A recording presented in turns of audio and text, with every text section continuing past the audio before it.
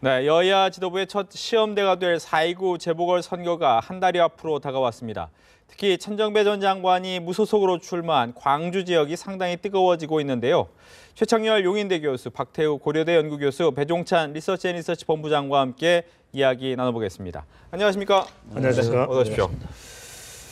이 광주 서구 1지역 천정배 후보의 무소속 출마가 예정된 지역인데 오늘 새정치민주연합의 지도부가 모두 내려왔습니다. 광주 서구로. 어떻게 봐야 될지요? 어떤 행보로 보십니까? 일단 이번 재보선을 보니까 형국이 이제 야권은 초긴장이다. 여권은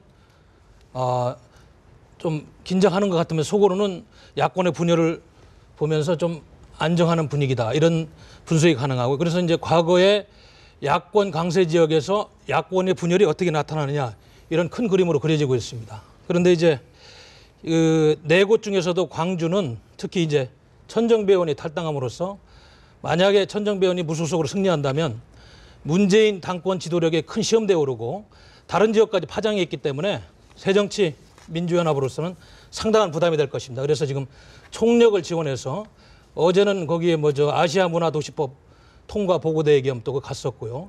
30일 날은 최고위원회까지 예정되고 있는데 아무튼 이 지역이 친노 세력에 대한 탈당파들의 최대한 공략 지역이기 때문에 앞으로 이 재보선에서 광주를 사수하겠다는 새정치민주연합의 굳건한 의지와 또 무소속으로 탈당한 정동영, 천정배 세력의 어떤 굳건한 광주 탈환 의지가 맞물려서 지금 치열한 공방으로 전개되고 있습니다. 네.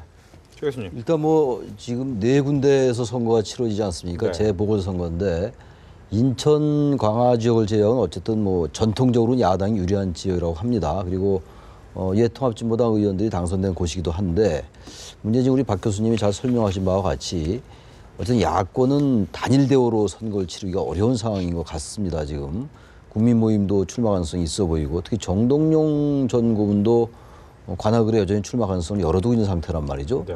게다가 지금 말씀하신 것처럼 광주의 천정배 전 장관이 출마를 한다면 이미 출마 선언을 했잖아요. 했죠. 그렇다면 이 부분이 이제 새정치연합으로서는 대단히 지금 어려운 선거 치를 가능성이 있어 보이긴 합니다.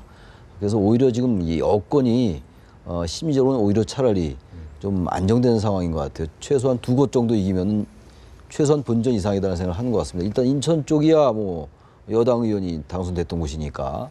근데 그 야권이 유리했던 세 군데에서 적어도 한 군데 정도만 이겨준다면 여권으로서는 최소한 본전을 한다고 보는 것이고 반대의 논리로 야당은 상당히 어려운 지금 선거를 치르게 됐어요 지금. 네. 일단 여러 가지 정치 환경이라는 측면도 있습니다만 기본적으로 선거가 정치공학적으로 분열하느냐, 야권표가 분산되느냐 그렇지 않느냐가 중요하기 때문에 그런 점에서 야권이 상당히 어려운 선거를 치를 수밖에 없다.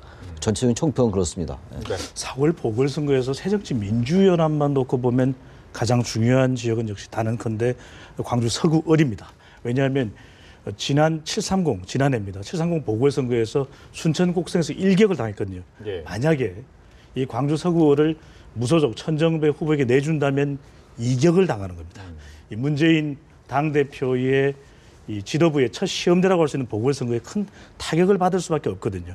그럴 경우에 이 새정치민주연합의 당내 후폭풍도 상당할 수 있습니다. 그렇기 때문에 모든 당력을 집중해서 바로 이곳 광주 서구을만은 이겨야 되겠다는 생각을 강하게 가질 수밖에 없겠는데 그렇기 때문에 아마 이곳은 이 조영택 후보입니다. 이 노무현 대통령 때 관직도 했었고 바로 이 18대 총선에서는 광주 바로 이웃구입니다. 광주 네. 서구갑의 국회의원을 역임했었기 때문에 상당히 이 서구을이지만은 지난 경선 내용을 보면은 조직 관리도 잘 되어 있는 편입니다. 이 보궐선거는 무엇보다도 이 후보자의 경쟁력 그리고 투표율. 근데 광주 서구을은 어차피 새정치민주연합과 야권의 아성이기 때문에 투표율보다는 무엇보다도 중요한 것이 지역 이슈 플러스 조직의 영향력이 얼마만큼 강하느냐는 것이거든요. 예. 바로 지난 2012년 대선에서 문재인 당시 대선 후보가 이곳에서 91.8%를 득표했던 문 대표로서는 결코 포기할 수 없는 지역입니다. 그렇다면 이 지역을 많은 조영택 후보의 선거이지만 문재인 대표의 선거로 삼을 가능성이 매우 높다라는 것입니다. 그렇기 때문에 이러한 조직을 극복하려면 적어도 이 천정배 후보로서는 아니다. 새정치민주연합이 지역을 대변하는 정당이 아니다. 그리고 집권하기도 힘들다. 적어도 이 지역만큼은 천정배다. 라고 해야 되는데 두 가지 과제가 있습니다. 하나는 본인 스스로는 또 하나 이 17대, 18대 이 고향 지역, 인근 지역이 아닌 경기 안산 단원에서 국회의원을 했거든요.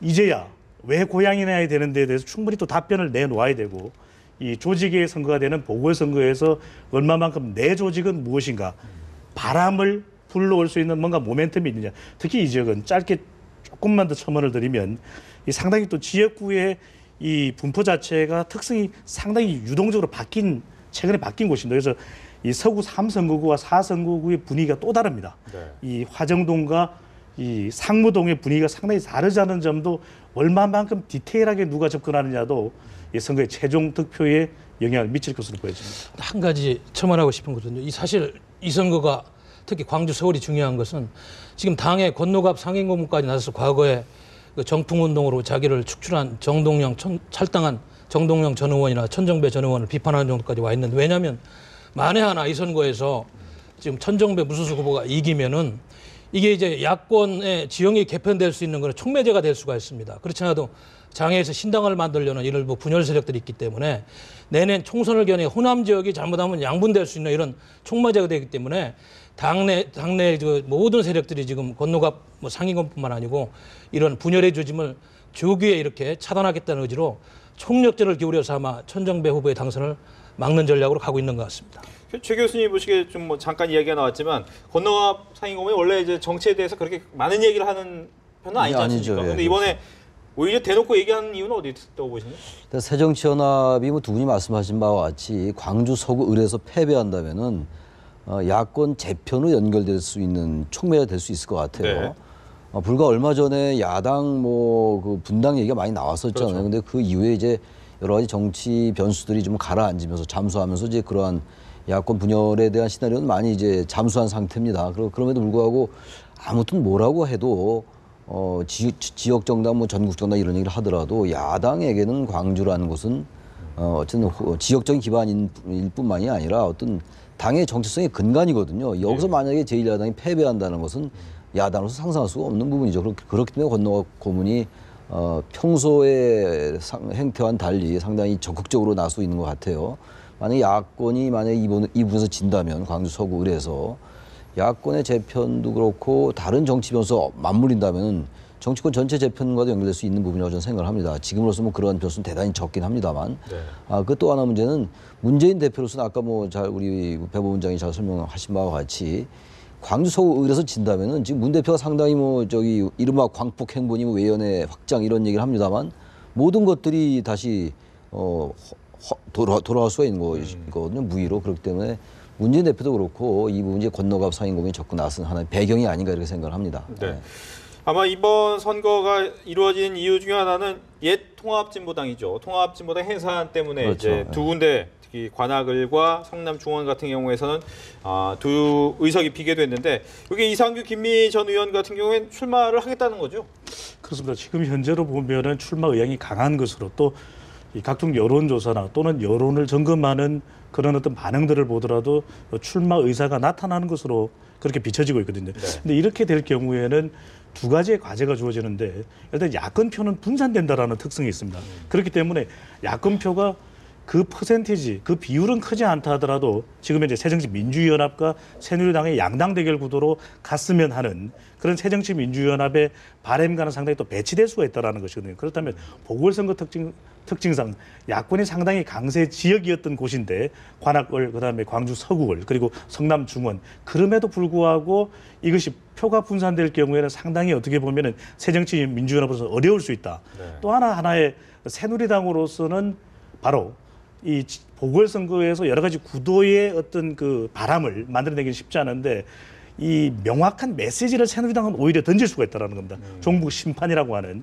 바로 그렇다면 이런 부분에 대해서 보다 더 새누리당 지지층 그리고 연령대가 높은 보궐선거의 투표율이 높고 적극적인 이 유권자들에게는 말 그대로 명분을 만들어주는 그런 어떤 선거의 메시지로 전당될 수 있기 때문에 이 구통진당 의원이었던 후보들의 출마 최종적으로 등록을 해봐야 또 아니지 않겠습니까? 상당히 새정치민주연합으로서는 위기일 수 있다 이렇게 보여집니다. 그런데 이제 제가 보기에는 이제 구통진당 의원들 이상규 김 의원 입장에서는 지금 통진당 해산 이후에 아마 후속 조치들이 정부에서 좀 추진하려고 고민하고 있는데 정치적으로 방어할 그런 장이 필요한데 총선의 장에서 자기들의 논리를 다시 한번 세결집을 하려는 그런 계기로 삼으면서 최소한의 자기 포지션을 확보하려는 노력을 안 할 수가 없는 상황입니다.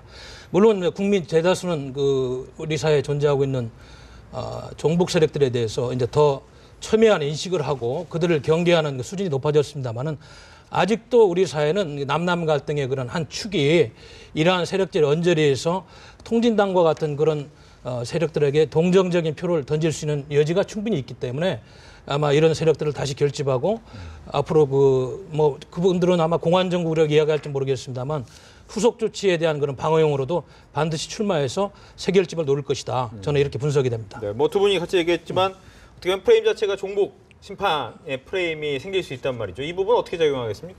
일단 선거라는 게 여러 변수가 있습니다만 어떠한 구도로 어떤 프레임으로 짜여지느냐가 선거의 승패를 좌우하잖아요. 네.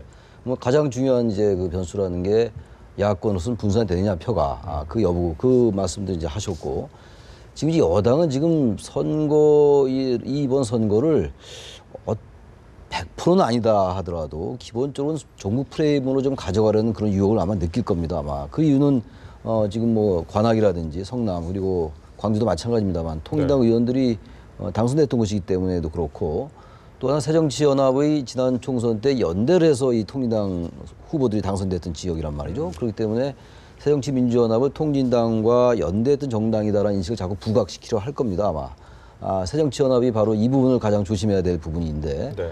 그렇기 때문에 지금 이제 며칠 전인가요? 김무성 대표가 헌법 가치와 민주주의를 수호하는 뭐 이러한 세력과 그렇지 않은 세력과의 싸움이다. 이런 식의 이미 이제 이른바 종북 프레임의 시동을 걸은 거죠. 네. 여기에 대해서 이제 문재인 대표는 정권 심판론이라는 게 뭐 야당이 갖는 기본적인 구도이고 전략인데 정치적인 정권 심판론은 배제하겠다라는 거잖아요. 지금 그래서 경제 심판론 지난번에 며칠 전에 여야 청와대 회동 3자 회동 때도 경제 정책이 실패했다고 직격탄을 날렸어요. 박근혜 대통령에게. 그리고 경제 수장도 갈아라 이런 말도 했단 말이죠.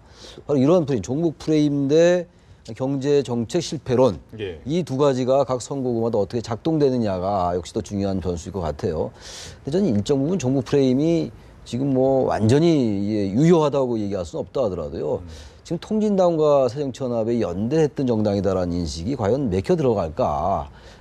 물론 이 관악을과 성남중원과 광주서구의 어떤 이념적인 성향을 떠나서라도 그 부분 좀 빗바른 전략 아니겠느냐. 그래서 지나치게 어떤 종북이랄지 안보에 관련된 이슈를 가지고 이번 선거를 치루한다면 구도 자체는 여당에게 썩 불리한 구도는 아니라 하더라도 여당이 상당히 또 의외로 어려질 수 있다라고 저는 생각을 합니다. 네. 이제 제가 한 가지 말씀드리고 싶은 거는 물론 이제 종북 프레임 자체만 가지고는 아마 효과가 없을 텐데요. 이번에 우리가 알다시피 그 사드 고고도 미사일 방어체제 배치 문제를 놓고 역시 또 여와 야가 다른 입장을 내놨습니다. 근데 아무래도 이제 이번에 재보선에 투표를 가는 분들은 연령층이 좀 높은 분들이고 보수층이 많을 거다 이런 판단을 한 것 같고요. 그러다 보니까 지금 그 사드 문제 가지고 이 보수층을 집중 공략하면서 종북 세력을 같이 공략하면은 일정 부분 표 계산에서 여권이 유리할 수 있다는 이런 생각을 한 것 같습니다. 여러분도 알다시피 그 사드 문제 가지고 지금 우리 새누리당은 이거는 배치를 하는 것이 국익에 옳다는 게 중론이고 민주당 쪽은 중국과의 관계를 고려해가지고 좀 여러 가지 좀 토론이 필요하다 이런 자세 아닙니까? 그러나 이번에 이제 투표에 나올 투표율이 몇 프로가 될지 모르겠습니다만 투표층을 보면은 지금 여권의 선거 전략이 상당히 적시성이 있다. 저는 그렇게 느껴집니다. 알겠습니다. 보궐선거의 특징상 이 메시지가 단순 명료할 필요가 있거든요. 네. 너무 색깔론 또 이념적 접근을 할 경우에 그것이 반드시 유리하다고는 할 수 없겠지만 선거에 대해서 관심도가 또 반드시 모든 유권자들이 다 높다고만 할 수 없을 경우에는 자기의 지지층을 끌어내는 것이 중요합니다. 그럴 경우에는 이 종북 심판이라고 하는 메시지가 적어도 새누리당 지지층 보수 성향이 강한 유권자들에게는 어느 정도 작동할 수 있다라는 것이고요. 특히 이제 이러한 어떤 종북 심판론을 적극적으로 이야기하는 이유가 이번 선거를 보시면은 서구 광화을만 대체적으로 이 집권 여당이 유리한 것이고 나머지 세 곳은 야권이 강세 지역이거든요. 실질적으로 지난 총선에서 단일화를 했던 지역이기 때문에 새누리당 입장에서는 밑져야 본전이다. 그리고 대통령의 지지율도 낮고 또 야권 강세 지역이기 때문에 새누리당 지지율이 전반적으로 전국적으로 높은 것 자체도 특별히 먹히지 않는다면 그렇다면 적어도 우리가 간단 명료하게 선거 캠페인을 정한다면 이 종북 심판 부분을 적어도 강하게 밀어붙일 수 있다. 네. 조금 더 새정치민주연합 측면에서 덧붙인다면 새정치민주연합의 경제를 이야기는 하고 있습니다만 경제라는 것이 참 유권자들한테 설명하기 힘들거든요. 어떻게 보면은 그런 면에서 이 박근혜 정부의 그 지역에 해당되는 이슈를 좀 더 어떻게 보면 유권자들에게 와닿게 선거 이슈를 만든다면, 슬로건을 만든다면 더 좋은 것이 아닐까라는 것이 여론조사 전문가의 관점에서 좀 분석을 해보고, 그런 면에서는 이 국민지갑이라고 하는 조금은 어떻게 보면 추상적일 수 있는 개념보다는, 예를 들면 이건 예를 드는 측면입니다. 가령 뭐 빼앗긴 장바구니, 돈이 없기 때문에 더 장바구니에 담을 게 없다라는 측면에서 와닿는 내용들을 유권자들에게 전달한다면 오히려 그것이 선거의 메시지로는 더 주요하게 작동할 수 있을 것으로도 보여집니다. 근데 말씀하시죠. 선거제 공학적으로 우리가 현실을 있는 그대로 이제 보고 있는 건데, 말씀을 하는 건데, 아무튼간에 뭐 정당이라는 건 뭐 어쨌든 권력을 획득해야 되는 거고 선거 정치에서 이겨야 되는 것이니까 뭐 당연하긴 합니다만, 이 종북 프레임은 사실 대단히 때 아닌 거거든요. 지금 리포트 대사가 피습된 다음에 느닷없이 사드 배치가 나왔고, 사드 문제는 물론 우리 한미일 간의 한국이나 미국과 굉장히 예민한 문제이죠. 중국과도 마찬가지합니다. 어쨌든 그 최근에 사드 문제가 불거진 계기는 그랬다라는 거예요. 리포트 미국 대사의 피습, 그리고 그것이 사드 배치의 공론화 이렇게 되면서 이게 종북 프레임, 선거, 이런 역시 구시대적 정치적인 것들이 그대로 또 재현된다는 것은 일단 바람직하지 못하다. 이건 하나 지적하고 싶고, 결국은 그러나 현실이니까, 정치가 현실이니까 새누리당이 내세우고 있는 이른바 종북 프레임인데, 새정치연합이 과거의 야당의 모습을 탈피하려는 그러한 모습의 경제 프레임, 이 두 가지가 어떻게 심판을 받느냐가 중요할 것 같은데요. 네. 이 관악을과 성남 중원도 그렇고 광주 서구의 전 종북 프레임이 그렇게 맥히지 않을 것 같아요. 유권자들 성향이 그렇고 말이죠. 단지 이제 우리 배 부문장 말씀하신 것처럼 어떤 그 보수층의 결집이라는, 자신의 지지층을 더 결집시키려는 효과가 있을 것 같긴 한데, 새누리당이 아마 선거 기간 내내 이 종북 프레임만을 가지고 하진 절대로 않을 겁니다. 새누리당도 선거 전략이 있는 집단인데, 세력인데 이렇게 단순하게 선거 전략을 가지고 하지는 않을 것 같고, 단지 그러나 일단 선거 초반에 있어가지고는 안보 대 경제의 어떤 구도이면 확실하다, 이렇게 볼 수 있을 것 같아요. 근데 여당 입장에서는 제가 보기에는 일단 인천, 서울, 강화는 뭐 여당 지역이기 때문에 안정적으로 이기리라고 보고요. 여당이 지금 노리는 곳은 제가 보면 성남입니다. 성남의 그 신상진 후보는 전에 2번 의원을 지내고, 지난번에 아마 야권연대 했습니다마는 김미 의원하고 표차가 많이 안 났어요. 예, 그 지역에 이제 통진당에 대해 잘 모르는 이 서민층들을 공략하는 논리로 종북 논리는 굉장히 타당하고, 또 그런 논리를 떠나서 헌법을 부정하고 대한민국의 정체성에 대해서 의문을 가지는 세력에서 이 차제에 한번 명분을 가지고 큰 프레임에서도 여당의 이미지를 한번 강하게 일식시킬 수 있는 기회다. 그래서 그렇게 가져가는 게 아닌가 싶네요, 제가 보기에는. 지지율 얘기를 좀 몇 가지 더 해봐야 될 텐데, 배 본부장님 보니까 이제 PK 위기론 이런 얘기 나옵니다. 이거 어떤 얘기입니까? 그렇습니다. 지금 새누리당이 이 부산, 울산, 경남 소위 PK 지역을 뭐 텃밭이라고 하지 않습니까? 그렇죠. 그렇지만 지금 이제 대통령 지지율을 보더라도 과거에 대선 당시 압도적인 그런 지지율을 보여주고 있지도 못하고요. 최근 보면은 이 새누리당이 부산, 울산, 경남 지역에서 과반에도 미치지 못하는 그런 지지율을 보여주고 있거든요. 그리고 지지율의 추세 또한 점차적으로 낮아지고 있다는 것입니다. 예. 반면에 오히려 새정치민주연합의 경우는 지지율이 올라가고 있는데요. 가장 큰 이유는 새정치당의 지지율이 내려가는 이유는 무엇보다도 PK 지역의 여러 가지 경제적으로 중요한데, 사실 무항산, 무항심, 이 부산, 울산, 경남 지역의 경제 발전이 가장 중요하지 않겠습니까? 근데 상대적으로 보면 부산, 경남이 경제적으로 상당히 괜찮은 상황이냐면 지역민들이 느낄 때는 그렇지 못하다는 것입니다. 그런 면에서 여러 가지 박근혜 대통령 정부가 들어서고 난 이후에 부산, 울산, 경남이 소외되었다고 하는 소외감도 느낄 수가 있고요. 또 한편으로는 이 새정치민주연합, 반대로 새정치민주연합에서는 어떻게 보면 그런 반사이익을 누리고도 있지만, 한편으로는 이 지역 출신인 이 문재인 대표, 또 이 경남 지역 출신인 이 박원순 서울시장, 이 지역 출신의 인사들이 야권에서는 상당히 구심점 역할을 하고 있다는 것이거든요. 그런 면에서 상대적으로 새정치민주연합은 이 지역에서 지지율이 올라가고 있고, 어떻게 보면 최근 들어 이 야권을 중심으로 펼쳐지고 있는 뭐 30, 40대의 노무현 전 대통령에 대한 향수, 바로 이러한 효과도 간접적으로 덧붙여져서 새누리당이 묻지도 말고 따지지도 말고 유리한 지역이라고 했던 부산, 울산, 경남의 환경 자체는 변하고 있다. 그래서 소위 말하는 내년 총선에서는 낙동강 벨트에 얼마만큼 수성이 가능할지, 네. 그리고 대선에서는 야권 후보가 과연 역대 선거에서는 보여주지 못했던 40%의 득표를 돌파하고 이것이 과연 선거의 최종적인 결과는 어떤 영향을 미칠지 이 부분도 매우 중요해 보입니다. 최 교수님께서 보시기에 그렇다면 이 PK 지역의 지지율 변화 의미 있다. 어떻게 보면 총선 정말 영향 미치겠다 이런 예상이 드시는지요? 저는 뭐 충분히 가능성이 있는 시나리오라고 봅니다. 이정현 의원 뭐 예를 들 것도 없고 물론 이제 전남이 호남 쪽이긴 합니다만 네. 그리고 대구에서 김부겸 시장 후보가 40% 가까이 득표를 하지 않았어요.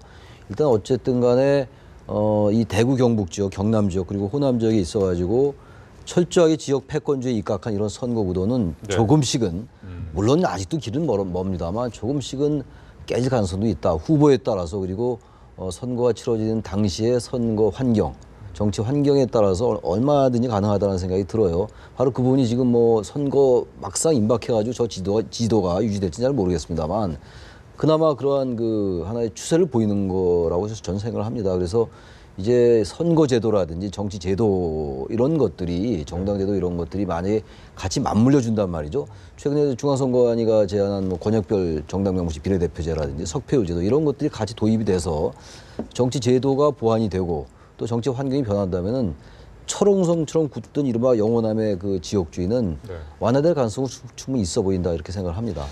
근데 이제 그 지역이 부산 경남 지역이 전통적으로 1990년대 3당 합당이면은 사실 그날 한나라당, 뭐 신한국당, 한나라당, 새누리당의 아성 지역이 됐는데 19대 총선 결과도 보면 40석 중에서 36석을 새누리당이 가져온 지역입니다. 그런데 최근에 이제 정당 지지율이 2년 새에 10%가 빠지고 상대적으로 야당은 새정치민주연합은 6%가 올랐습니다. 20%에서 26%로 이런 현상이 있는데요.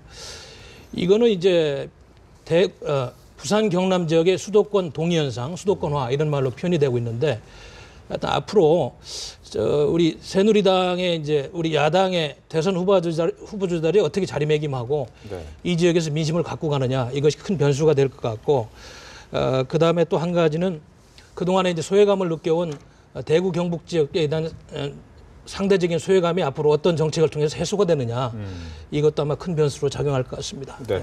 여기에 박 대통령의 지지율까지 한 번 더 살펴봐야 되겠죠. 박 대통령 지지율 최근에 어떻습니까, 배 본부장님? 네, 한국갤럽이 지난주입니다. 지난주 17일에서 19일까지 전국 1,002명을 대상으로 실시한 조사 결과인데 휴대폰 조사였고요. 이 결과를 보면은 박근혜 대통령이 한 주 전만 하더라도 40% 임박한 그런 그렇죠. 지지율을 보여줬거든요. 39%였는데 이 40%의 문턱을 넘지는 못했습니다. 이 36%의 지지율을 나타냈고 부정평가는 조금 더 올라갔는데요.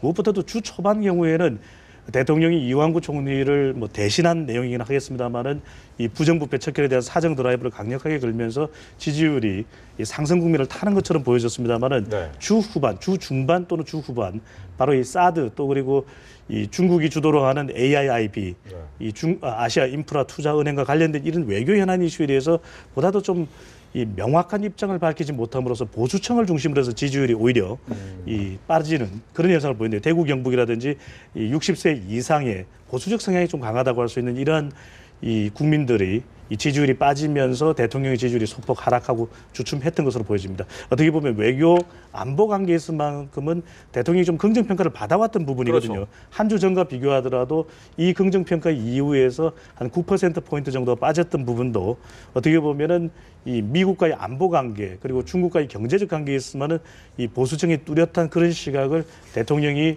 반영해주지 못함으로써 지지율이 하락한 이유로 보여집니다. 일단 제가 보기에는 이제 문재인 야당 대표가 총체적인 경제 실패다 이런 공격이 어느 정도 또 민심을 자극한 이유가 뭐냐면 지난주에도 수치가 나오지 않았습니까? 지난달 청년 실업이 11.1%로 15년 만에 최고랍니다. 그리고 작년에 대졸생의 취업률이 작년하고 이제 작년 통계를 보니까 9.3% 최악이고요. 그래서 요즘 청년 실업 실신 시대다, 실업자 신용불량자가 5% 세대다. 이런 안 좋은 용어들이 돌아다니고 있고 또 작년 3월달에 대통령께서 장관들 모아놓고 규제개혁 10% 하겠다 1년 내에. 그런데 3월달 해서 조사해 보니까 3.1%밖에 규제개혁이 안 됐습니다. 오히려 젊은이들에게 일자리를 줄 수 있는 서비스 분야, 의료, 관광, 소프트웨어 이런 분야는 규제가 오히려 늘었다고 그럽니다. 이런 수치가 막 나오면서 이번 주에 대통령의 민생경제 활성화에 대한 이런 부정적인 여론이 있고요. 그리고 아까 우리 본부장님 말씀하셨듯이 지금 사드하고 AIB 문제는 상당히 중요한 문제입니다. 이거는 우리가 전략적 모호성이나 이런 거 가지고 시간을 허비한 거는 대단히 잘못된 거고요. 이런 측면에서 우리 외교안보 라인이 반성을 하고 이 한미동맹 체제가 존재하는 한은 사드 문제는 우리가 시간을 많이 끌 문제는 아니었다는 저는 생각입니다. 이거는 우리 안보 이익을 고려해서 물론 중국과의 대화가 필요하겠지만 북한 핵 문제가 해결되지 않는 한은 받아들일 수밖에 없는데 왜냐하면 지난주 19일 날 말이죠. 미국 상원의 군사위원회 청문회에서 미국의 전술전략사령관이 엄청난 이야기를 했습니다. 북한이 핵탄두 소형화 기술을 개발했습니다.